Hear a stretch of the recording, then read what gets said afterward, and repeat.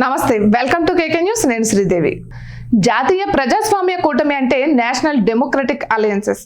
ఒకప్పుడు అటల్ బిహారీ వాజ్పేయి సారథ్యంలో 24 పార్టీలు కూటమిగా కేంద్రంలో చక్రం తిప్పిన ఎన్డీఏకు ఇప్పుడు మోడీ 10 ఏళ్ల పాలనలో ఎన్డీఏకు అసలు పోలికే లేదు.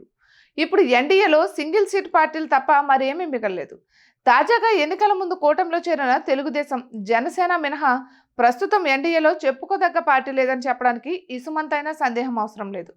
ఇంతవరకు జాతీయ స్థాయిలో గుర్తింపు ఉన్న బీహార్ ముఖ్యమంత్రి నితీష్ కుమార్ సారథ్యంలోని జనతాదళ్ కూటమిలో చేరడంతో అది పూర్తిగా ఆయన రాజకీయ స్వార్థం కోసమే, అధికారాన్ని, ముఖ్యమంత్రి పదవిని కాపాడుకోవడం కోసమే అయినా ఎన్డీఏ ఉనికిని చాటుకోవడానికి దోహదపడిందనే చెప్పాలి.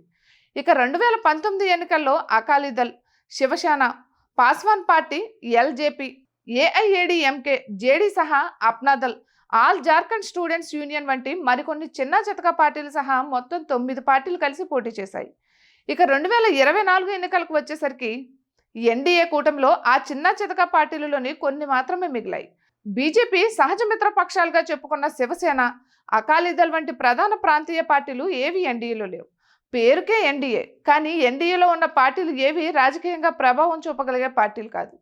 ఏ పార్టీకి కూడా లోక్సభలో 1-2 స్థానాలకు మించి లేవు. ఈ నేపథ్యంలోనే 10 ఏళ్ల మోడీ పాలన సహజంగానే ప్రజలలో కొంత వ్యతిరేకతను మూటగట్టుకుంది.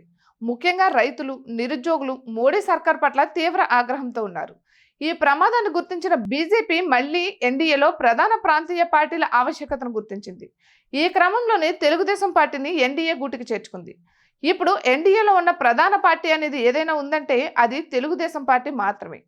ఇప్పుడు సార్వత్రిక ఎన్నికల్లో భాగంగా 5 విడతల పోలింగ్ పూర్తయిన తర్వాత చూసుకుంటే బీజేపీ సొంతంగా సాధారణ మెజార్టీ సాధిస్తుందా అన్న అనుమానాలు వ్యక్తమవుతున్నాయి. అదే జరిగితే కేంద్రంలో మళ్లీ తెలుగుదేశం పార్టీ ఎన్డీఏలో బీజేపీ తర్వాత అతిపెద్ద పార్టీగా అవతరించే అవకాశాలున్నాయని పరిశీలకులు విశ్లేషిస్తున్నారు. అంటే విభజన సమస్యల పరిష్కారం, ఏపీకి సహకారం విషయంలో చంద్రబాబు కేంద్రంపై ప్రభావవంతంగా ఒత్తిడి తీసుకురాగలరని పరిశీలకులు విశ్లేషిస్తున్నారు.